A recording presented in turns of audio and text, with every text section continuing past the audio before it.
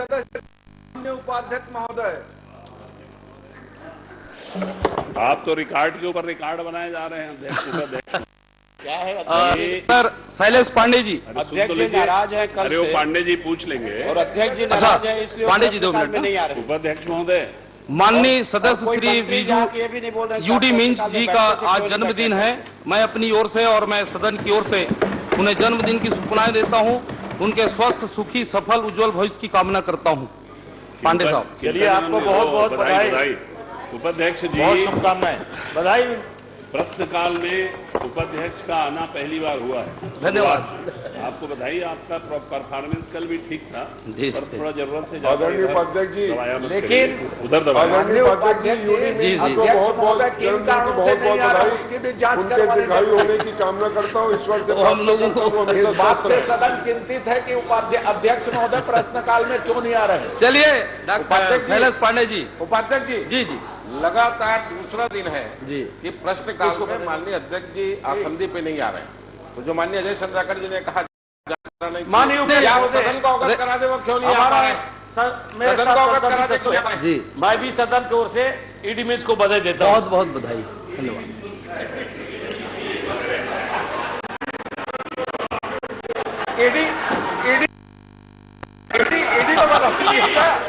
ED को बधाई दे रहे हैं, ईडी को कार्रवाई के लिए ईडी को बधाई दे रहे हैं।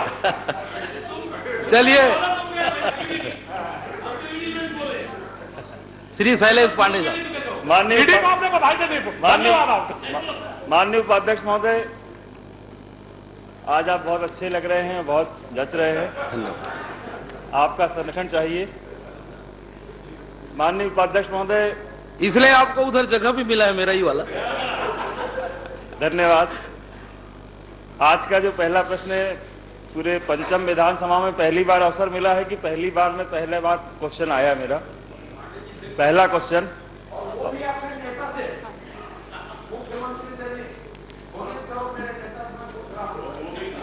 हाँ, कोई भी आदमी अपना आदमी से सीखेगा, तुम्हारे से थोड़ी सीखेगा। मुझे यार दादी कांग्रेस के अधिवेशन में पास हो गया, जो कोई भी प्रकार का नशा करता हो कांग्रेसी नहीं रहेगा। माननीय उपाध्यक्ष महोदय, प्रश्न मेरा बहुत ही जनहित का है, लोकहित का है। हमारे बिलासपुर में, जो कि बिलासपुर संभाग और सरगुजा संभाग, हमारे छत्तीसगढ़ में एक ही एम्स हॉस्पिटल है, और छत्तीसगढ़ से रायपुर में केवल मरीजों को भेजना पड़ता है, और एम्स की जो आवश्यकता है वो बिलासपुर में भी है, बिलासपुर संभाग के लिए और साथ साथ सरगुजा संभाग के लिए। लगभग 1.5 करोड़ के आसपास आबादी जो है उस दोनों संभागों में है। माननीय मंत्री जी ने केंद्र सरकार को चिट्ठी 4 जनवरी को लिखी थी, जिसका पुनरीक्षित उत्तर उन्होंने कल मुझे दिया है। मैं बहुत ही विनम्रता पूर्वक माननीय मंत्री जी से, हमारे नेता प्रतिपक्ष भी बिलासपुर संभाग के हैं और पूर्व नेता प्रतिपक्ष भी है, धर्मजीत भैया भी हैं, हमारे और भी साथी हैं दोनों संभाग से, हमारे 2 मंत्री भी हैं उस संभाग से। मैं सभी से आग्रह करूंगा कि माननीय मंत्री जी आज सदन में इस बात की घोषणा जरूर करें कि जो हमारे प्रदेश में जब भी एम्स खुले तो वो बिलासपुर में ही खुले। मैं यही चाहता हूं उनसे, और ये घोषणा चाहता हूं, यही मेरा प्रश्न भी है और यही मेरी निवेदन। माननीय मंत्री जी। माननीय उपाध्यक्ष महोदय, जैसा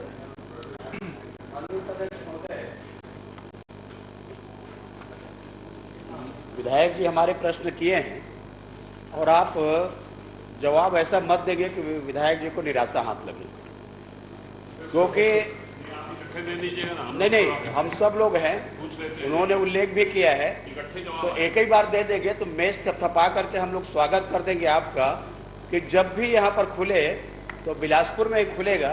ऐसा आप बोल देंगे इतना ही चाहते हो, कब खुलेगा क्या होगा उसको छोड़ दीजिए। अध्यक्ष, एक नेताजी आप आखिरी बोल रहे हैं। नेताजी चल, उपाध्यक्ष महोदय, मंत्री जी इसमें एक इकट्ठे सबकी बात दे दीजिएगा।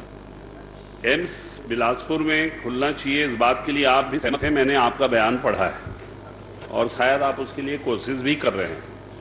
एम्स बिलासपुर की जरूरत तो ताजमहल बनवा दे, लेकिन कुछ चले तब तो बनाएंगे। नहीं, मौका मिलेगा तो वो ताजमहल बनवा देंगे। अभी तो आप सहमत हैं, वो जानते हैं कि उनकी चल रही है? नहीं चल रही। आपको चलता है क्या दिल्ली में? कोई पूछते हैं क्या? एक चल रही, दिल्ली में चल रही है। इसमें प्रश्नकाल उपाध्यक्ष महोदय सुनिए, प्रश्नकाल में दाल भात में मुसरचंद आप लोग कहाँ से आ गए? अरे हमारा बिलासपुर का मामला है, हम लोग काहे को मुसरचंद हैं? वो मुसर भी हमारा है, बिलासपुर भी हमारा है, और उसके लिए हम बात करेंगे। बिलासपुर के हितों की रक्षा की हम बात करने के लिए ही सदन में हैं, और इसलिए माननीय मंत्री और बिलासपुर संभाग में अब आते हैं। ये ज्यादा बिलासपुर संभाग के नेतृत्व करने वाले रायपुर की पैरवी ज्यादा मत करिए, हम लोगों को बोलने दीजिए। अरे रास्ता तो उधर से आता है, पुराना बिलासपुर है, रास्ता तो उधर से आता है, एक वहाँ बन जाएगा तो नजदीक हो जाएगा आपके। मैं माननीय मंत्री जी आपसे निवेदन करना चाहता हूं, आपके जवाब में आपने 2 लकीर में लिख दिया कोई प्रयास सरकार के द्वारा नहीं किया जा रहा है। संशोधित अब चलिए जो भी आया है उसको आप पढ़िए। संशोधित उत्तर में तो आधा परेशानी हो जाती है ना, हम लोग तो उत्तर पढ़ के आते हैं, यहाँ संशोधित पता नहीं कब खाने में पड़ा रहता है, इसको टाइम है वहां संशोधित पढ़ने। मैं आपसे निवेदन करना ये चाहता हूं माननीय मंत्री जी कि क्या आप इस सदन में इस बात की घोषणा करेंगे कि इसी विधानसभा सत्र में एक शासकीय संकल्प बिलासपुर में एम्स प्रारंभ करने के लिए पास करके आप दिल्ली की सरकार को भेजेंगे क्या? इसका भी आप जरूर जवाब दीजिएगा। आप एक शासकीय संकल्प पेश कर दीजिए ताकि बिलासपुर के हितों की रक्षा हो।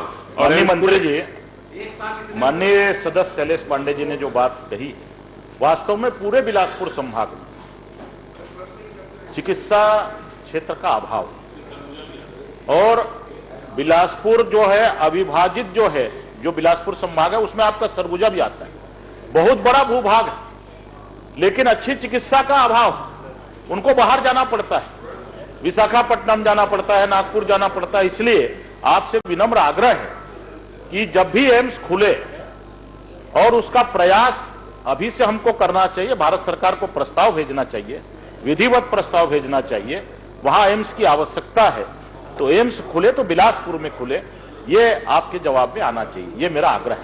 माननीय उपाध्यक्ष महोदय, मंत्री जी, बड़ा ऐतिहासिक पल है आज। अध्यक्ष जी भी बिलासपुर संभाग के हैं और बिलासपुर से बहुत प्यार करते हैं। आप भी बिलासपुर से, उपाध्यक्ष महोदय, आप भी बिलासपुर से बहुत प्यार करते हैं, और आप जानते हैं कि किस प्रकार से छत्तीसगढ़ में स्वास्थ्य की सेवाओं की जरूरत है। मैं बड़ी ही विनम्रता से मंत्री जी से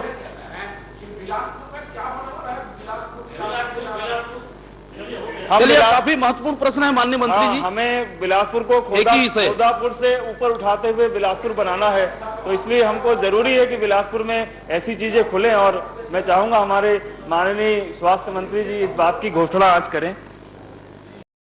माननीय उपाध्यक्ष महोदय, पहले मैं संशोधित जवाब जो है वो भी पढ़ देता हूँ, कई सदस्यों को जानकारी शायद ना हुई हो। बिलासपुर में एम्स हॉस्पिटल की स्थापना करने के लिए राज्य शासन द्वारा अर्धशासकीय पत्र 23 को माननीय मंत्री, भारत सरकार, स्वास्थ्य एवं परिवार कल्याण मंत्रालय, नई दिल्ली को लिखा गया है। ये संशोधित जवाब है। हम सब जानते हैं कि एम्स की स्थापना एक बड़ा कठिन निर्णय होता है, बहुत बड़ा निर्णय होता है, और देश भर में एम्स नहीं हुआ करते थे, और अभी भी शायद कुछ राज्य होंगे जिसमें एम्स नहीं है। हाल में एक कवरेज आया था, मीडिया कवरेज आया था कि केंद्र की सरकार इस बात पे विचार कर रही है कि एक राज्य में तुलनात्मक छोटा ने 2 एम्स भी हो सकते हैं, कम से कम 2 एम्स भी हो सकते हैं। इस बात को लेके मैं जब बिलासपुर गया था तो माननीय विधायक शैलेश पांडे जी और कुछ साथियों ने इस बात को उठाया था कि ये एम्स की बात चल रही है, तो क्या यहाँ के लिए पहल आप करेंगे? मुख्यमंत्री जी भी इस बात से अवगत हैं, मैंने उनसे भी परामर्श किया है, उनसे भी सलाह किया है, क्योंकि अंततः ये राज्य स्तर का मामला है, उनका निर्णय अनिवार्य भी है। और इस बात को देखते हुए कि यदि भविष्य में दूसरे एम्स की स्थापना होती है चाहिए, न केवल इसलिए कि बिलासपुर हम लोग गए थे और बिलासपुर की मांग आई, छत्तीसगढ़ में पहला विकल्प दूसरे एम्स का कहाँ होना चाहिए, हमारे 5 संभाग हैं जी। दुर्ग और रायपुर जो एम्स है एक तरह से हम मान सकते हैं कि इससे नजदीक से कवरेज मिल रहा है। 3 और संभाग बचते हैं। सबसे बड़ा तो नहीं, लेकिन विधायक की संख्या में सबसे बड़ा संभाग बिलासपुर जहां 24 विधायक हैं, सरगुजा जहां 14 विधायक हैं और बस्तर जहां 12 विधायक हैं। तो दूसरा एम्स आना है तो भौगोलिक स्थिति से एकजाई विकल्प क्या था, बस्तर या बिलासपुर, सरगुजा बिलासपुर मिला के कहाँ हमको करना चाहिए। तो जनसंख्या को भी आधार मानते हुए 1 करोड़ से ज्यादा 1 करोड़ 1 लाख के आसपास की जनसंख्या बन रही थी बिलासपुर और सरगुजा संभाग को मिला के। तो मांग के आधार पे भी और औचित्य के आधार पे भी, और ये देखते हुए कि रायपुर में आए दिन हम लोगों के पास ये जानकारी आती है कि एम्स में दाखिला हो जाता, वहां कमियां पड़ रही है। बहुत सारे लोग विभिन्न राज्यों से भी, उड़ीसा से भी, झारखंड से भी, बिहार से भी, मध्य प्रदेश से भी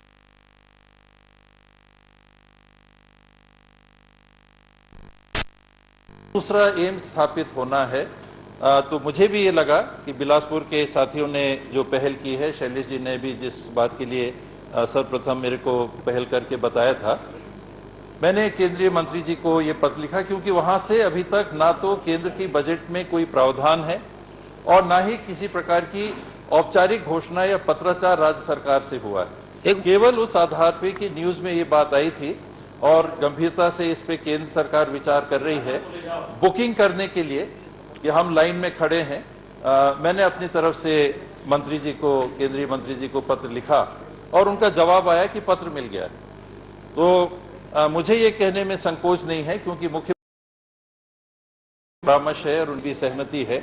अगला एम्स अगर छत्तीसगढ़ में स्थापना होना है तो विभाग की तरफ से और शासन की तरफ से हम लोगों ने बिलासपुर को चिन्हांकित किया है और अगर दूसरा एम्स मिलता है तो वहां स्थापित करना उचित होगा। अजय चंद्राकर जी, एक मिनट सर, अगर आप लोगों का अब दिल्ली में चलता है तो कुछ बात करिए दिल्ली में कि एम्स को स्वीकृति मिले।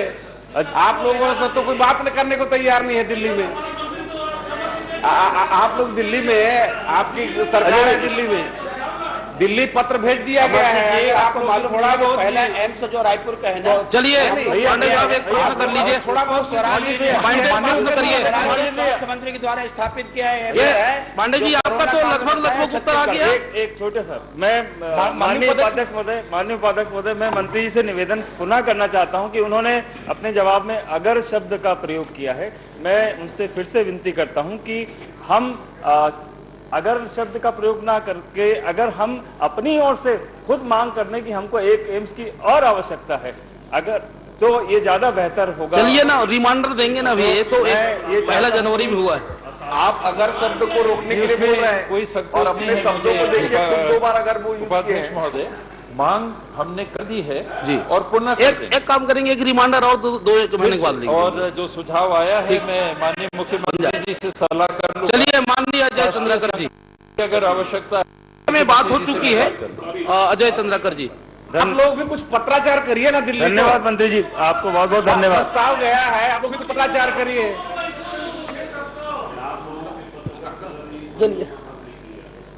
बोलिए। माननीय उपाध्यक्ष महोदय, मैं अपने मंत्री छत्तीसगढ़िया ओलंपिक कब आयोजित किए गए और उसमें कौन कौन से खेल शामिल थे और उसको किस स्तर में आयोजित करके राज्य स्तर में आयोजित किया गया। चलिए मंत्री जी। माननीय अध्यक्ष महोदय, इसमें अक्टूबर में इसकी आयोजन हुआ। 6 अक्टूबर 2022 को सरदार बलबीर सिंह जुनेजा इंडोर स्टेडियम में इसकी शुभारंभ हुई। अध्यक्ष महोदय, छत्तीसगढ़िया ओलंपिक में जो दलीय खेल थे अध्यक्ष महोदय, उसमें गिल्ली डंडा, पिट्ठूल, संखली, लंगड़ी दौड़, कबड्डी, खो खो, रस्सा किसी और बाटी, और जो एकल खेल विधा था अध्यक्ष महोदय, उपाध्यक्ष महोदय, उसमें बिल्लस, फुगड़ी, गेड़ी दौड़, 100 मीटर दौड़, लंबी कूद और भंवरा था।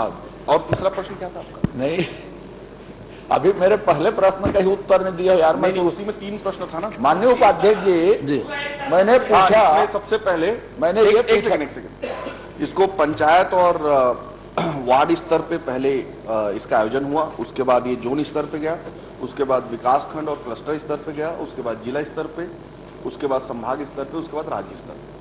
अच्छा माननीय अध्यक्ष महोदय, कल सीएम साहब कह रहे थे बजट चर्चा में हम लोग उस खेल के विरोधी बात कर रहे थे, तो मैं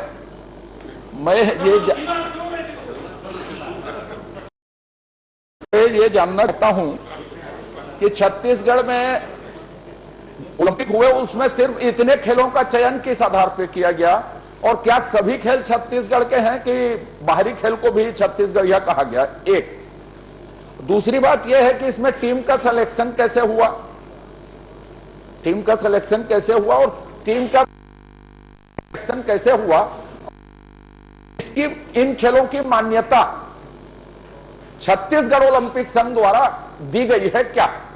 मान्यता बता दीजिए।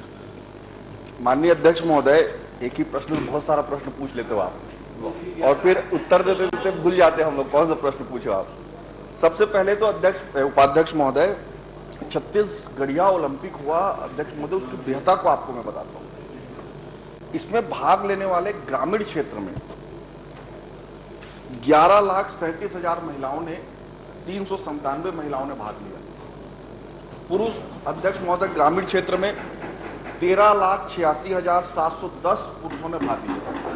शहरी क्षेत्रों में, अरे सुन तो लीजिए, पूरा उत्तर सुनिए आप। अब आपने प्रश्न किया है तो पूरा उत्तर सुनिए। आपने चयन की प्रक्रिया पूछा है, फिर मान्यता पूछा है, उसको बता दीजिए। चयन पूछा है, वो तो खिलाड़ियों की संख्या बता रहे। अध्यक्ष महोदय, अगर मुझे उन्होंने प्रश्न पूछा है तो मुझे उत्तर देने का मौका दिया जाए। दीजिए, ठीक है, जनता को बता रहा हूँ, दीजिए पूरा डिटेल में। बिल्कुल उपाध्यक्ष, आप थोड़ा सुनिए। शहरी क्षेत्रों में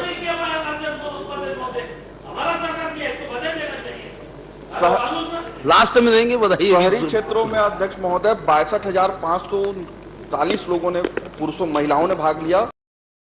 पुरुषों ने 68,834 लोगों ने भाग लिया। अध्यक्ष महोदय, कुल होता है 26,55,480, जो छत्तीसगढ़ के जनसंख्या का 10% होता है। आप इसमें प्रश्न कर रहे हैं कि इनका चयन कैसे हुआ।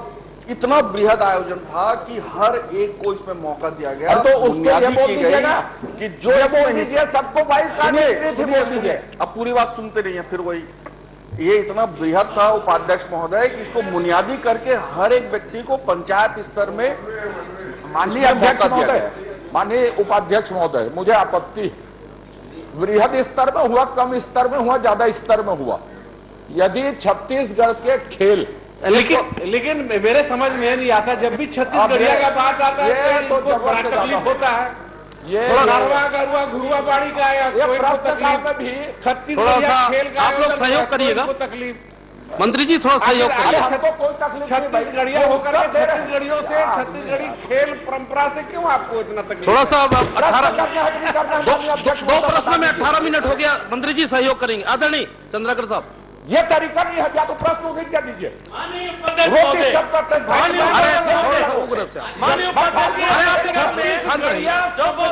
मंत्री जी प्रश्न कर लीजिए। आप छत्तीसगढ़ का इतना विरोध क्यों करते हैं?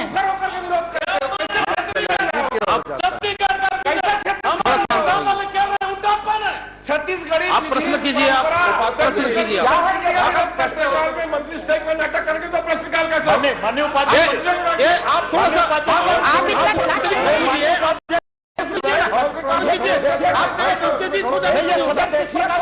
आप शांत से पूछिए।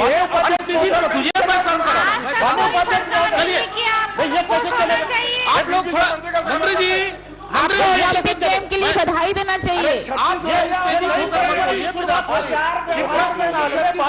मंत्री जी, अरे भाई 19 मिनट हो गया। मंत्री जी बैठिए आप।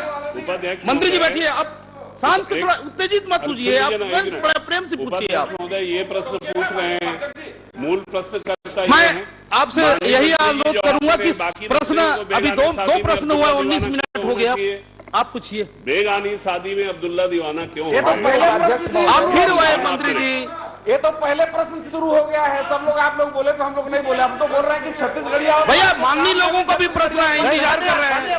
और आपत्तिजनक, आप लोग शांत रहिए, हमारे लोग आप थोड़ा सा शांत से पूछिएगा, आप लोग भी थोड़ा सहयोग करिएगा। अभी दूसरा प्रश्न वो 20 मिनट हो गया, माननीय लोगों का भी बाकी है, अभी थोड़ा सा शांत से पूछिए। आना चाहिए। माननीय उपाध्यक्ष महोदय, मैंने जो बातें कही, कितने जनसंख्या ने भाग लिया, अच्छी बात है, उसमें मुझे आपत्ति नहीं है। हम सूर खेलते हैं, ये छत्तीसगढ़ी खेल शामिल है ना, बाकी सब पूरा ऑल इंडिया में खेले जाते हैं। सूर खेलते हैं या पिस्तूल खेलते हैं, उसका टीम का सिलेक्शन होता है। वो टीम का सिलेक्शन कैसे हुआ और उसको प्रदेश तक कैसे भेजा गया, एक टीम का सिलेक्शन पूछा था, उसके कोई प्रशिक्षण शिविर लगाए गए क्या खेलों के, दो बात, और इसको छत्तीसगढ़ ओलंपिक संघ से मान्यता प्राप्त है क्या इन खेलों का, और नहीं है तो क्या आप मान रहे हैं क्या? चलिए मंत्री जी, इतना मेरा प्रश्न था। ठीक है, बताइए। हम मैं थोड़ा माननीय उपाध्यक्ष महोदय, अब रुक जाओ, जवाब देने दो, कोई दिक्कत नहीं। माननीय उपाध्यक्ष महोदय, मैंने जैसे आपको पहले बताया कि इसकी बृहत्ता, इतने अधिक संख्या में छत्तीसगढ़ के लोगों ने छत्तीसगढ़िया ओलंपिक में भाग लिया। छत्तीसगढ़ का मेरे प्रश्न का उत्तर बहुत पॉइंटेड है, पॉइंटेड दे रहे हैं। आप आ रहे हैं, भूमिका की बात आ रहे हैं, भूमिका बांध रहे हैं, आप सुनिए तो थोड़ा आइए, उसके बाद आपको फिर हम तीसरा प्रश्न हो गया कि बोलता है मंत्री जी, अब वो जवाब दे रहे हैं, हम थोड़ा शांत रहिए। चलिए ठीक है, अब शांत रहिए। हमने सारे खेलों को जिनको भी इंक्लूड किया, उपाध्यक्ष महोदय, पंचायत स्तर पे सबसे पहले इसको खेला गया। पंचायत स्तर पे हमने हर व्यक्ति को इसमें मौका दिया, उन्हीं लोगों ने टीम अपना सुनियोजित किया, उन्होंने बनाया और वो खेलने आए। अगर वो जीते हैं तो आगे बढ़ते चले गए उपाध्यक्ष महोदय। ना ही इसके लिए किसी को रोका गया, ना ही किसी को टोका गया, और हर व्यक्ति को इसमें मौका देने का काम छत्तीसगढ़ सरकार ने किया। दूसरा, अध्यक्ष महोदय,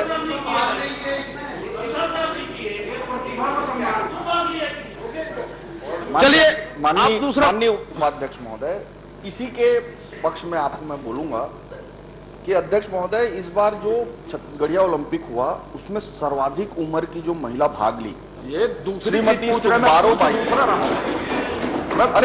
रहा, सुनिए तो उसको, सुखबारो बाई, उम्र 69 वर्ष,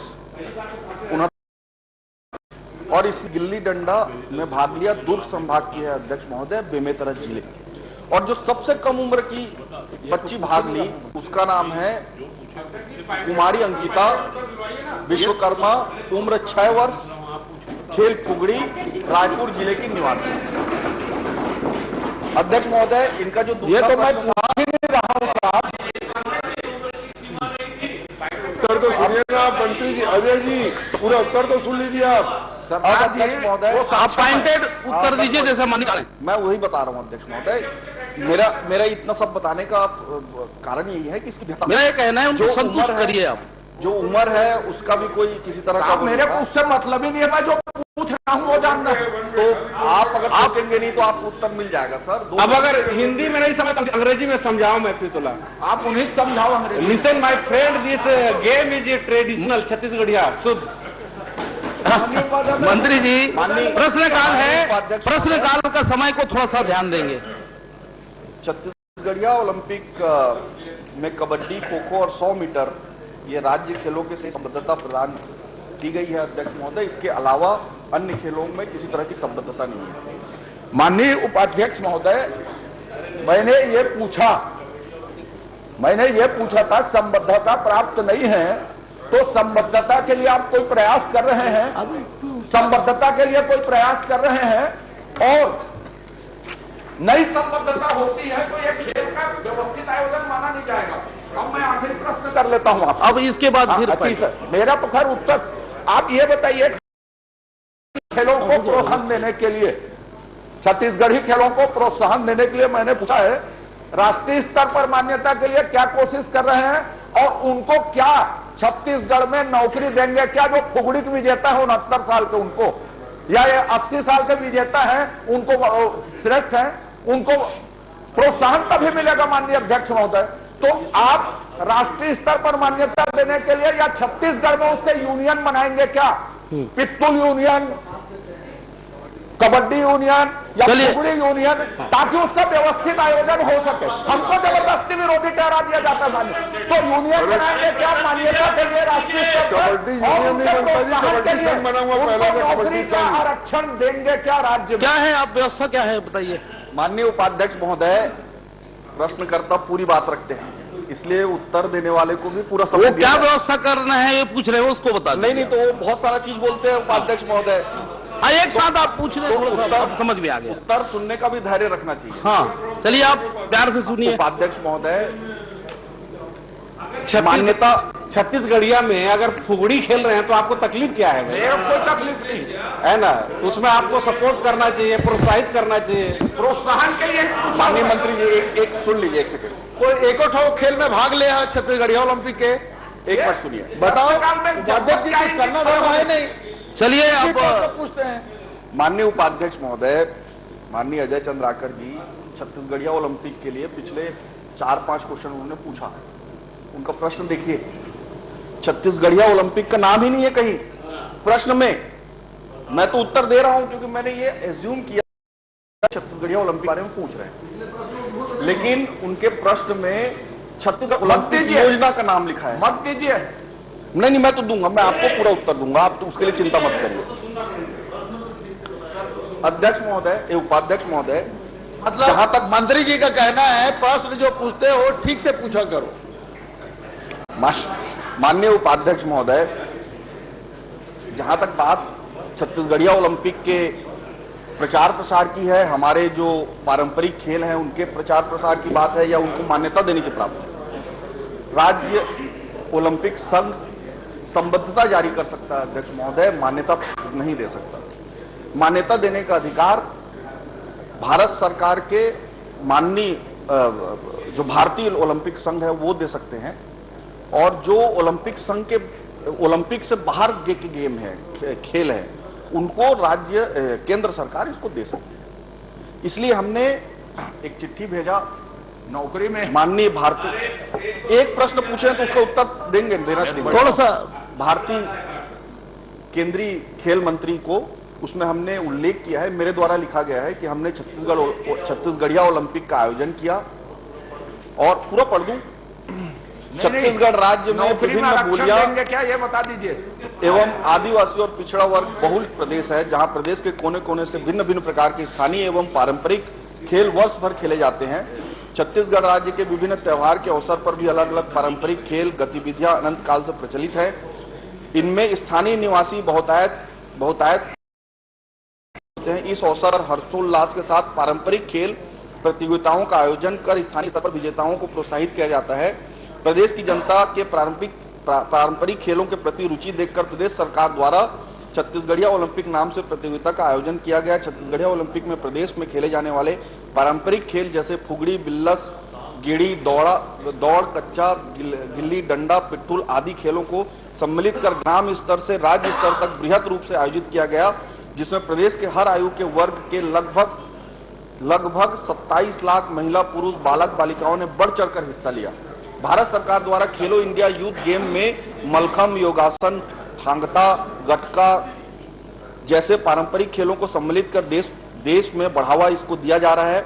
अतः आपसे अनुरोध है कि छत्तीसगढ़ प्रदेश के लोकप्रिय खेलों को भी राष्ट्रीय खेलों की श्रेणी में सम्मिलित कराएं, ताकि खेल छत्तीसगढ़ प्रदेश के साथ साथ भारत के अन्य प्रदेशों में भी इसकी पहचान बने एवं अन्य प्रदेशों के खिलाड़ियों को इन पारंपरिक खेलों में भाग लेकर खेलों से प्रचलित हो सके और देश के कोने कोने में होने वाले पारंपरिक खेलों जो आजकल विलुप्त हो रहे हैं उन्हें संरक्षण प्राप्त हो। शर्मा जी, नौकरी में आरक्षण आप देंगे क्या, ये पूछा हूं मैं, नौकरी में आरक्षण देंगे राज्य में? अंतिम प्रश्न हमारे शर्मा जी, एक इसके बाद बहुत हो गया, 15 मिनट हो गया, 15 मिनट आपको अंतिम अवसर दे रहा हूँ। माननीय पहला अवसर दे रहा है भाई, अभी तो बता रहा अंतिम, मतलब माननीय इस प्रश्न का माननीय उपाध्यक्ष महोदय, एक मिनट मेरे प्रश्न, अरे आप बैठ जाए, थोड़ा प्रश्न 30 सेकंड दीजिए। माननीय उपाध्यक्ष महोदय, माननीय उपाध्यक्ष 69 साल की जो प्रश्न काल में थोड़ा सहयोग करिए। छत्तीसगढ़ के पारंपरिक खेल को खेलने का प्रोत्साहन सरकार कर रही है, अभी किस हैसियत से बोल रहे हैं? नौकरी का अवसर कैसे मिलेगा? ये जायसवाल जी, वो महिला नौकरी है, नौकरी आप थोड़ा बैठ जाइए। अब माननीय उपाध्यक्ष जी, ये अंतिम है। 54 नंबर में यही प्रश्न है। 15 मिनट हो गया। माननीय मंत्री जी ने जवाब दिया है, छत्तीसगढ़िया ओलंपिक में भाग लिए व्यक्तियों की संख्या तथा शासन द्वारा उक्त आयोजन में खर्च की गई राशि के संबंध में जानकारी एकत्रित की जा रही है। और आपने अभी संख्या भी बता दी, 26 लाख लोगों ने भाग लिया और आपने कहा 10% लोग भाग लिए। ये आपको माननीय मंत्री जी ये जानकारी गलत मिली है। 10% लोगों ने भाग नहीं लिया। मैं आपसे आग्रह करता हूं कि एक तो ये किस किस गांव में कितने लोग भाग लिए इसकी सूची हमको बाद में उपलब्ध करा देना। एक दूसरा विषय, आपने अजय चंद्राकर जी के प्रश्न में कहा है क्या सरकारी नौकरी में आरक्षण देंगे, आपने कहा प्रश्न उपस्थित नहीं होता। वहीं छत्तीसगढ़ और राष्ट्रीय स्तर पर मान्यता हेतु प्रश्न उपस्थित नहीं होता। क्या मूल एक तरफ आप बोल रहे हैं प्रश्न उपस्थित नहीं होता। क्या मूल प्रश्नकर्ता संतुष्ट हो गए, उनका कंप्लीट हो गया है? हो गया। माननीय अध्यक्ष जी, माननीय उपाध्यक्ष जी, आप थोड़ा सा शांत सहयोग। एक तरफ आप उधर ध्यान मत दीजिए, इधर एक तरफ मंत्री जी बोल रहे हैं प्रश्न उपस्थित नहीं होता मान्यता के, दूसरी तरफ इन्हें भारत सरकार को जो पत्र लिखा है उस पत्र को पढ़कर बता रहे हैं। इनके माने उत्तर में अपने आप में विरोधाभास आ गया। एक मिनट, इनके उत्तर में अपने आप में विरोधाभास हो गया। और दूसरा, सरकारी नौकरी में आरक्षण की बात हो रही है। छत्तीसगढ़िया ओलंपिक कर रहे हो, अच्छी बात है। अब इसमें आप आरक्षण में बोल रहे हैं प्रश्न उपस्थित नहीं होता। आप आरक्षण देते क्यों नहीं जब अरे आप थोड़ा शांत रहिए, शांत रहिए। प्रश्न आने दीजिए मंत्री जी का। आप लोग शांत रहिए, प्रश्न शांत रहिए। आप लोग शांत रहिए, उत्तर आने दीजिए। आप लोग शांत रहिए। मंत्री जी आप उत्तर दीजिए। आप लोग शांत रहिए। आप मंत्री जी उत्तर दीजिए। जवाब दे रहे हैं उपाध्यक्ष जी। माननीय क्या संसदीय कार्य मंत्री का यही फ्लोर मैनेजमेंट है? आप मंत्री जी क्या इनका मंत्री समर्थन नहीं है? आप उत्तर दीजिए, बाकी लोग बैठ जाएंगे। संसदीय कार्य मंत्री जी कुछ तो सर्व करो। प्रश्नकाल में इस टाइप का आपको लोग हरकत कर रहे हैं। माननीय आप सीनियर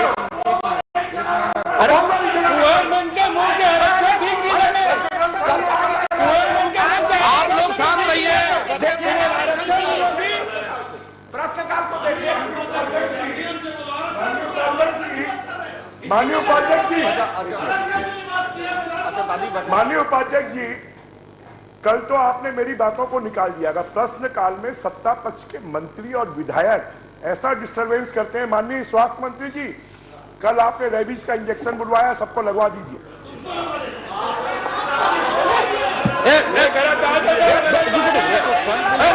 मंत्री जी मतलब क्या करना चाह रहे? गलत बात है। माननीय उपाध्यक्ष महोदय, जो कल सदन में भौंक रहे थे पहले उसको लगना चाहिए। बढ़ जाइए, बढ़ जाइए। माननीय अग्रवाल जी, अग्रवाल जी, माननीय क्या है? हम लगवाइए ना रेबीज। आप शांत रहिए। शर्मा जी हम तो लगना चाहिए। आप लोग मंत्री जी 2 मिनट में सुनिए। माननीय अग्रवाल साहब, हम तो निलंबित होने के बाद ये तो साक्षात कोई चीज है। आपको खराब लगी है तो माफ नहीं, आप करें। लगवा दीजिए कोई ऐसे सबको रेबीज। उद्देश्य नहीं था। देखिए प्रश्नकाल बहुत ही ज्यादा खराब। प्रश्नकाल में और सचिव महोदय, हमारी बातों को निकाला जाता है, हमको रेबीज लगाया जाएगा, आप उसको नोट करवाते हैं। मैं आरोप लगा रहा हूं आपके ऊपर। क्यों दिल्ली में रहूंगा निकल जाता है प्रश्नकाल में निकाल दिया अध्यक्ष जी और शर्मा साहब दिल्ली में निकाल दिया। शर्म आना चाहिए। इसकी शुरुआत थोड़ा सा दिल्ली में क्या हो रहा है? सर्व किस बात की आनी चाहिए? आप लोग ही ऐसे हरकत कर रहे हैं। 2 मिनट अभी। आप हरकत कर रहे हैं, अपने आप को झांक के देखो। माननीय उपाध्यक्ष महोदय जी, सदन की गरिमा को खराब नहीं रखा गया है। सदन की गरिमा को खराब नहीं रखा गया है। बैठिए मंत्री जी, बैठिए आप 2 मिनट। प्रश्नकाल है, इसको समझना है। प्रश्नकाल चूंकि महत्वपूर्ण काल होता है, सबका अवसर रहता है, माननीय लोग इंतजार। अभी 2 प्रश्न नहीं हुआ है, 35 मिनट हो गया। कृपया शांत रहिए, आप बोलिएगा। माननीय अध्यक्ष जी, उपाध्यक्ष जी, मेरा पॉइंट व्यवस्था का प्रश्न है, मेरा व्यवस्था का प्रश्न है। माननीय उपाध्यक्ष जी, ये क्या व्यवस्था का प्रश्न है? मंत्री जी, प्रश्न काल में व्यवस्था का नहीं रहता, आप शांत रहिए, आप बोलिए। मेरा पॉइंटेड प्रश्न है माननीय उपाध्यक्ष जी। हाँ भाई, क्या छत्तीसगढ़िया ओलंपिक में भाग लिए खिलाड़ियों को अब ये बहुत ज्यादा प्रश्न हो गया, एक बार अंतिम अवसर है, इसके बाद अगले नाम करूंगा मैं। चलिए मदद करिएगा। चलिए मंत्री जी, आप थोड़ा शांत रहिए। नहीं, ये मंत्री की सर से आप बोलिए, एक प्रश्न का उत्तर दीजिए। आप लोग शांत रहिए ना, शांति से सुनिए, दे रहे हैं जवाब। माननीय उपाध्यक्ष महोदय, इन्होंने 2-3 प्रश्न। अरे आप शांत रहेंगे तब जवाब मिलेगा भाई, मंत्री जी दे रहे हैं। इसके बाद मैं अगला पुकार रहूंगा। 2-3 प्रश्न इन्होंने पूछा है। एक तो पहला, इन्होंने कहा कि जो 10% भाग लिए हैं उसका डेटा गलत है। मैं बहुत जिम्मेदारी से इस सदन में बोल रहा हूं कि वो संख्या सही है और मैं आपको हर एक श्री धर्मजीत सिंह डेटा उत्तर अब हो गया, बहुत हो गया, 20 मिनट हो गया। अरे आप मेरा उत्तर कहाँ है भाई? उत्तर कहाँ है? प्रश्न का उत्तर तो दीजिए। चलिए बोल दीजिए। दूसरा, अरे भैया 20 मिनट हो गया, अगला भी आना है। दूसरा, आप लोग थोड़ा सहयोग कीजिए ना, समय बर्बाद होता है। प्रश्न का उत्तर दूसरा प्रश्न इनका था कि इन्होंने क्यों यहाँ लिखा है कि प्रश्न उपस्थित नहीं होता है। मैंने इसलिए लिखा है यहाँ पे क्योंकि इन्होंने योजना का नाम गलत लिखा है अध्यक्ष महोदय। हाँ, इन्होंने लिखा है छत्तीसगढ़ ओलंपिक खेल योजना, ऐसी कोई योजना है ही नहीं। उसके बाद भी उत्तर दे रहे हैं। हमने यहाँ लिखा है प्रश्न उपस्थित नहीं होता है। तीसरा अध्यक्ष महोदय, इन्होंने कहा कि क्या छत्तीसगढ़िया ओलंपिक जो खेल हुआ उसमें आरक्षण देकर नौकरी, ऐसी कोई प्रावधान नहीं। श्री धर्मजीत सिंह, चलिए बोलिए एक बार। माननीय उपाध्यक्ष महोदय, माननीय जो हमारे यहाँ खेल नीति है, उस खेल नीति के अनुसार उत्कृष्ट खिलाड़ी घोषित कर किया जाता है। पिछले 4 साल में, अगले बार में, पिछले 4 सालों लगाए ना अगले बार में, उसका पूछ नहीं तो जल्दी पिछले 4 सालों में कितने लोगों को उत्कृष्ट खिलाड़ी घोषित कर नौकरी में लिया गया है? इस प्रश्न का उत्तर दे दें, क्योंकि छत्तीसगढ़ के खिलाड़ी भटक रहे हैं दर, उनको नौकरी नहीं मिल रही है। ये अंतिम है, आप जवाब दीजिए, फिर अगला इनका प्रश्न लगा है, अगले दिन यही प्रश्न आएगा, वहां पूछ लेंगे आराम से। चलिए धर्मजीत सिंह जानकारी दे देता हूँ। अनुपूरक में, अरे इसमें बहुत ज्यादा हो गया भाई। चलिए आप आगे बढ़िए। धर्मजीत सिंह आप बताइए, ये बहुत प्रश्न हो गया, ये टाइम हो गया, आप बताइए। माननीय धर्मजीत सिंह जी। माननीय उपाध्यक्ष महोदय, मैंने बिलासपुर संभाग के जिला अस्पताल और अन्य स्वास्थ्य केंद्रों में डॉक्टरों की उपलब्धता के बारे में, चिकित्सा के पद के स्वीकृति उपलब्ध और पदस्थ लोगों के बारे में जानकारी मांगी है। मुझे बहुत खुशी है कि माननीय स्वास्थ्य मंत्री जी के जवाब से उनका गंभीर प्रयास झलक दिखाई दे रहा है। माननीय मंत्री जी, आपने बताया कि विशेषज्ञ डॉक्टर के 292 पद में से आपने 102 भरे हैं, अभी भी 190 रिक्त हैं। कुल मिला के 443 पदों के विरुद्ध 390 पद भरे हैं। इसमें बिलासपुर संभाग के 43 चिकित्सक विहीन अस्पताल में पदस्थ अभी तक डॉक्टर नहीं हुए। ये आपके ही जवाब में है। मैं आपसे पूछना चाहता हूं कि ये जो 43 अस्पताल जो डॉक्टर विहीन हैं, उन्हें आप कब तक के भरने का प्रयास करेंगे या कब तक भर देंगे, ताकि वहां भी चिकित्सा सुविधा मिल सके? माननीय मंत्री जी। माननीय उपाध्यक्ष महोदय, जानकारी है वो प्रस्तुत हो गई है और एक गुणात्मक विवरण केवल मैं देने का प्रयास कर रहा हूं कि 2018 में विशेषज्ञ छत्तीसगढ़ में 1593 पद स्वीकृत थे, जिनके विरुद्ध 132 विशेषज्ञ हमारे पास थे। 2079 अंडर ग्रेजुएट्स थे, जिसमें 1180 हमारे पास थे और 112 डेंटिस्ट के पदों के विरुद्ध में 72 थे। ये वर्तमान में स्थिति 1593 विशेषज्ञ के विरुद्ध में अब वर्तमान में 1633 विशेषज्ञ हैं और अब 446 कार्यरत हैं, यानी 3.38 लगभग 3.38 गुना अधिक हम कर पाए। फिर भी वैकेंसी है, लेकिन इतना बढ़ा है। और आगे मैं और जानकारी दे देता हूं, कब तक कर पाएंगे उससे आइडिया लग जाएगा। और इसी तरह से MBBS डॉक्टर, अंडर ग्रेजुएट जो डॉक्टर हैं, वो 2175 पदों के विरुद्ध में 2181 कार्यरत दिख रहे हैं। आंकड़ा है, इसको थोड़ा और मैं दिखवा लूंगा, लेकिन जितने पद स्वीकृत हैं उससे ज्यादा भी कहीं किसी कारण से आंकड़ा दिखा रहा है। और बिलासपुर संभाग में, बिलासपुर में 30 MBBS डॉक्टर अधिक हैं पद से, इसको चलना पड़ेगा। मुंगेली में 11 की वैकेंसी है, कोरबा में 5 की वैकेंसी है, रायगढ़ में 8 की वैकेंसी है, गौरेला, पेंड्रा, मरवाई में सैंक्शन पद से 3 अतिरिक्त हैं और जांजगीर में 4 की वैकेंसी है। कुल 5 डॉक्टर्स MBBS के बिलासपुर संभाग में अतिरिक्त हैं, अतिशेष हैं। कुल जहां खाली हैं वहां दे के दूसरे जिलों में जाने की स्थिति इसकी बन रही है। और जो प्रयास किए गए हैं, आपने वो भी किया था, तो विशेषज्ञों की भर्ती के लिए पहले 100% पदोन्नति का प्रावधान था। उतने विशेषज्ञ ही नहीं MBBS मेडिकल ऑफिसर के रूप में काम करते थे जिनकी पदोन्नति हो सके तो विशेषज्ञ के पद भरें। इसमें कैबिनेट से हम लोगों ने राहत मांगी थी, छूट मांगी थी, वन टाइम रिलैक्सेशन मांगा था और 50% पद सीधी भर्ती के हमने मांगे थे जो मिले और उसमें भरने का प्रयास किया गया। आगे ये स्थिति बन रही है कि हमको शायद 100% रिलैक्सेशन मांगना पड़े वन टाइम, क्योंकि उतने विशेषज्ञ मेडिकल ऑफिसर के रूप में काम ही नहीं कर रहे हैं। पहले 5 से 7 साल में प्रमोशन होता था। कैबिनेट ने, मुख्यमंत्री जी ने हम लोग को अनुमति दी कि 2 साल में आप प्रमोट करके उनको विशेषज्ञों के पद भर दीजिए। मेडिकल ऑफिसर सरप्लस हो रहे हैं, विशेषज्ञ अभी भी हमारे पास 3 गुना से ज्यादा भर्ती होने के बाद भी कम पड़ रहे हैं। तो इसका एक ये प्रयास। दूसरा, वित्त विभाग के माध्यम से आपकी जानकारी में होगा कि नियुक्ति होने के प्रथम, द्वितीय और तृतीय वर्ष में 70, 80 और 90% वेतन देने का, स्टाइपेंड देने का प्रावधान रखा गया था। स्वास्थ्य विभाग ने इसमें छूट मांगी और मुख्यमंत्री जी ने, कैबिनेट ने प्रदान किया कि यहाँ पूरे विशेषज्ञों को और मेडिकल ऑफिसर्स को 100% स्टाइपेंड मिला। प्रोत्साहित करने के लिए कटौती, लोग आए, भर्ती हों और काम करें, उनको प्रोत्साहित करने के लिए एक ये कदम भी उठाया गया।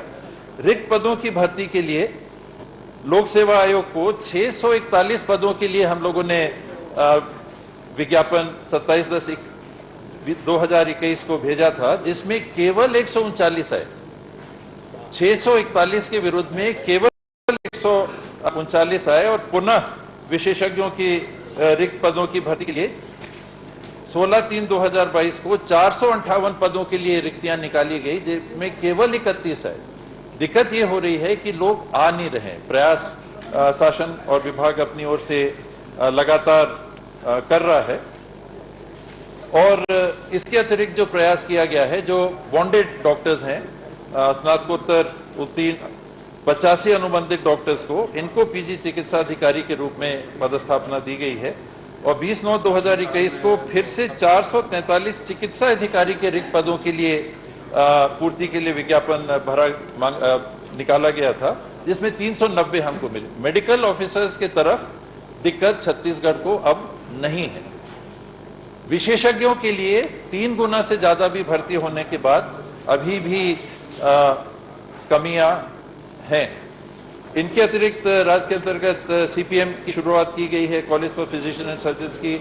निश्चेतना और स्त्री रोग के लिए प्रयास किया गया है। राष्ट्रीय स्वास्थ्य मिशन के माध्यम से बिलासपुर संभाग को 17 चिकित्सा अधिकारी दिए गए हैं। DMF के माध्यम से विशेष ये पहल सरकार ने अपनी ओर से की है और प्रयास हम लोग का यही है कि हम लोग और विशेषज्ञों को भर्ती करा सकें।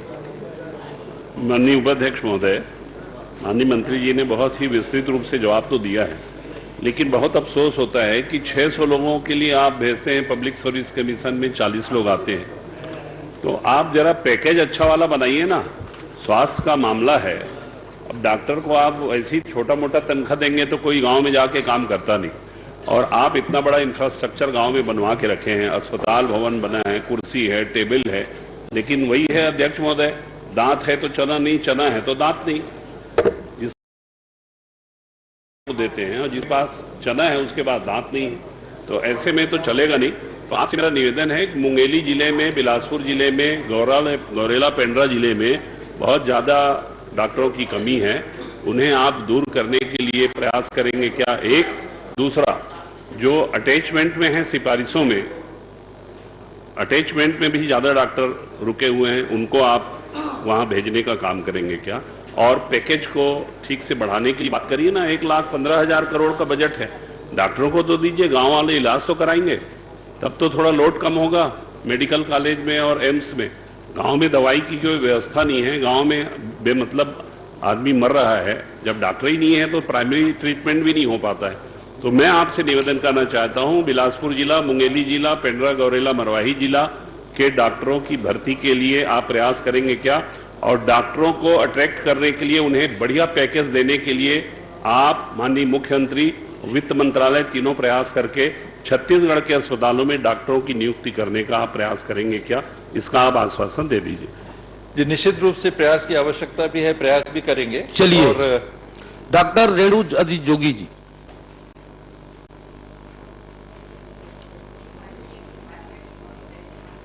मैं वाणिज्य, उद्योग और वाणिज्य मंत्री से जानना चाहूँगी कि वर्ष 2019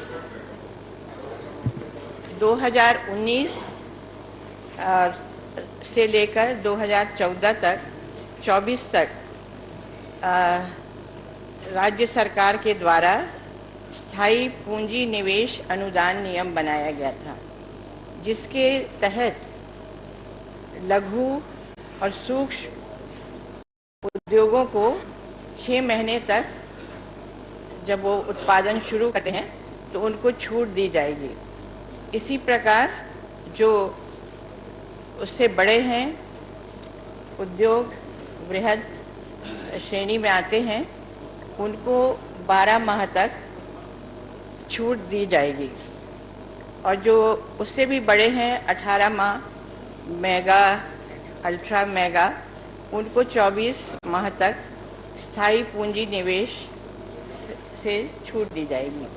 पर वर्तमान में स्थिति ये है कि किसी भी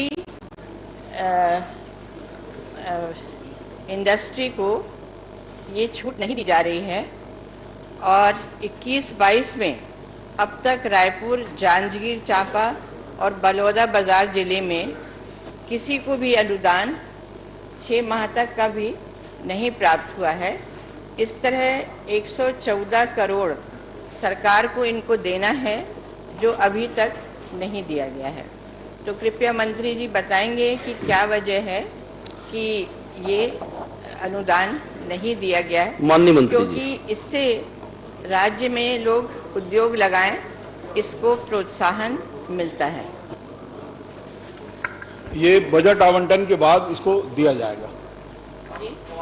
बजट आवंटन के बाद सीमा ने चीख चीख की करते रहते हो। मंत्री जी, ये तो अंतिम चरण चल रहा है, जब तक आप देंगे। चलिए, धर्मलाल कौशिक जी। देंगे, बजट के बाद देंगे बोले। नहीं, पर ये तो 11। अच्छा, इसी साल के बजट हाँ, के में मैं ये पूछ रही हूँ, ये 5 बताइए मंत्री जी, बजट बोल रहे हैं, अभी वर्तमान के है, ऐसा क्या? जैसे ही आवंटन प्राप्त होगा दे दिया जाए। नहीं, पर 5 वर्ष क्यों नहीं दिया? उससे माननीय ब्रिजमोहन अग्रवाल जी। हो गया क्या? हाँ, वो एक प्रश्न पूछने दीजिए। माननीय उपाध्यक्ष जी, अब 11 मिनट बच गए। दूध भात है, दूध भात नहीं खाएगा, दूध भात अपने प्रश्न में दूध। अब आप लोग शांत रहिए, सरपंच जी थोड़ा सहयोग करिए। आपके तो सीनियर इस स्थिति में बात हुई थी कि वो अनुपस्थित रहेंगे तब उत्तर देंगे, यदि उपस्थित है तो उनको उत्तर देना होगा। ये आसंदी की व्यवस्था है, आसंदी की व्यवस्था है। और दूसरे मुद्दे में कैसे मुखर रहते हैं?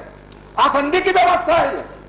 वो अपने विभाग के उत्तर समय बैठे रहते हैं, बाकी समय खड़े होते हैं। वो आसंदी की व्यवस्था है, उपस्थित मंत्री उत्तर तो दे रहे हैं नहीं क्या आसंदी की व्यवस्था है। अरे सरकार संयुक्त रूप से रहता है, सभी की जिम्मेदारी रहती है। चलिए आपको जवाब दिया, खड़ा होना चाहिए। आपको मौका दिया हूँ, आप प्रश्न कीजिए। इसकी आवश्यकता नहीं कि वो जवाब देती है, जवाबदारी होता है। माननीय उपाध्यक्ष जी, माननीय सदस्यों ने जो प्रश्न उठाया है, आसंदी की व्यवस्था है कि मंत्री अनुपस्थित रहेंगे तो मोहम्मद अकबर जवाब देंगे। जब माननीय मंत्री जी उपस्थित हैं तो आप कार्य पर हमारा नियम देख लीजिए कि जिस विभाग का मंत्री है उसी विभाग का मंत्री जवाब देगा। ऐसी स्थिति में या तो इस प्रश्न को आप स्थगित कर दीजिए या उनको बाहर भेज दीजिए, और वो अगर जवाब नहीं दे रहे हैं तो इस प्रश्न को लगाने का औचित्य क्या है? आपको ऐसी कोई सूचना है क्या कि उनकी उपस्थिति में भी वो जवाब देंगे और कौन से नियमों के तहत देंगे? बता दें। जवाब आ ही रहा है, सरकार की तरफ से मंत्री दे ही रहे हैं। सामूहिक जिम्मेदारी है, जिम्मेदारी है तो बताइए। सामूहिक जिम्मेदारी है, चलिए आप प्रश्न कीजिए। करने के लिए अंदर बुला लीजिए। माननीय समय भी उपाध्यक्ष 9 मिनट प्रश्नों पे ध्यान दिया जाए, अंदर बुला लीजिए।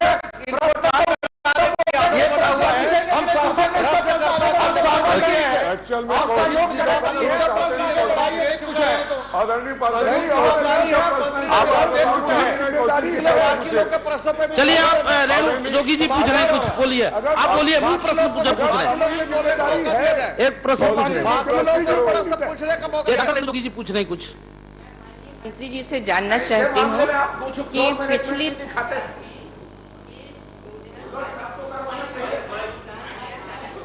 माइक थोड़ा सा मैडम, वर्तमान सरकार क्यों नहीं दे रही है?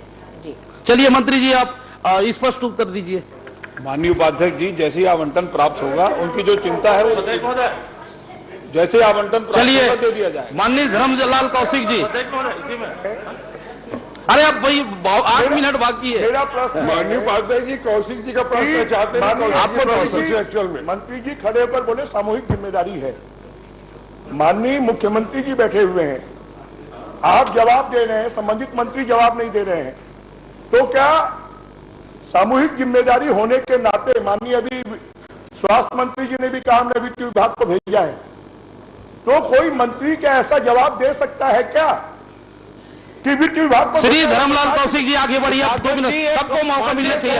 और 2-3 बार प्रश्न आ चुका है। माननीय आप प्रश्न पूछिए। माननीय जवाब नहीं दे सकते कि हमने बजट लिखा है, व्यवस्था होगी, उनको व्यवस्था कर ली गई है, ये बता। अरे जवाब तो आ ही रहा है मंत्री जी का, सब सामुदायिक जिम्मेदारी बनती है। आप सहयोग कीजिए, अब एक प्रश्न 2 प्रश्न आ जाएगा। चाहता हूँ आप एक, हाँ ये जो आपने उसके संबंध में जो सर्टिफिकेट जारी करने का, और आपने ये कहा है कि विभाग के द्वारा जो किया गया है, तो ये नियम आपने बताया है GFR जनरल फाइनेंशियल रूल 2017, ये थोड़ा सा आप पढ़ के बता दीजिए कि उसमें जिन्होंने कहा है कि हमको पावर है, तो पढ़ के आप बता दीजिए क्या उनको अधिकार है क्या। मैं उसका उत्तर उसी में है जो मंत्री जी ने जवाब दिया है।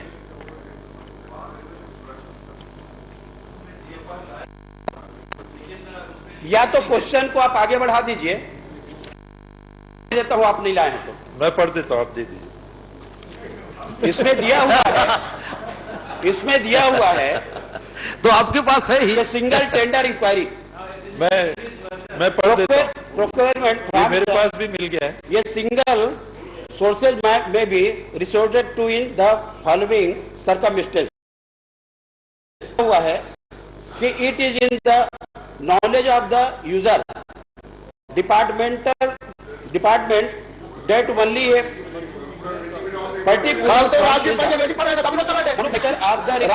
अंग्रेजी में पढ़ रहे थे, विरोध कर रहा था, अंग्रेजी में मत पढ़ो, हिंदी में पढ़ो। चलिए आप थोड़ा सहयोग कीजिए। जो आपका जवाब आया मंत्री जी का है वो, उसकी पूरी बधाई संसदीय कार्य मंत्री की विद्वता का उत्कृष्ट प्रदर्शन। माननीय उपाध्यक्ष, हल्ला करवाना ही उनका काम है। माननीय उपाध्यक्ष दिया हुआ है मंत्री जी, इसमें दिया है proprietary article certificate in the following from is to be provided by the ministry oblique, इसमें दिया है डिपार्टमेंट B4, इसमें जो दिया हुआ है कि आपने कहा कि जो CMHO को अधिकार उनको नहीं है, किसके आधार पर?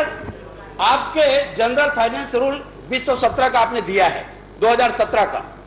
इसमें जो अधिकार है, ये अधिकार आपके संचालक को है या आपके कमिश्नर को है? तो क्या इसकी ये कब इनके द्वारा अनुमोदन किया गया, संचालक या डायरेक्टर कमिश्नर के द्वारा, ये आप तारीख बताएंगे?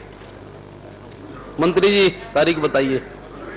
वो माननीय धर्मलाल जी ने जो बात पूछी थी, मेरे को भी नियम 166 मिल गया है।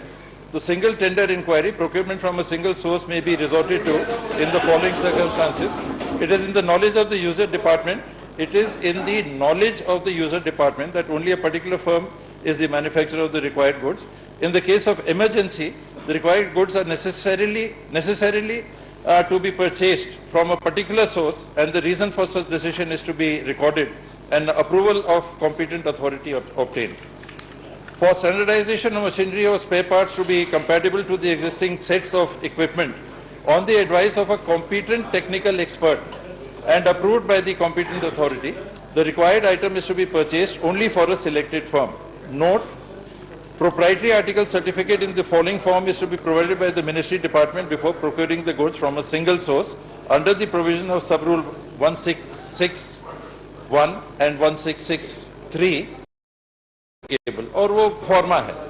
ये कोविड समय की बात है, आपने दुर्ग अस्पताल के संदर्भ में अंकित प्रश्न किया है, और सारे कार्यालय उस समय बंद थे, कोई काम पे रिपोर्ट नहीं कर रहे थे, और CMHO दुर्ग ने जो खरीदी की है, 1 या 2 आइटम की खरीदी कोरोना काल में की है, वो विभाग की जानकारी में ही की है।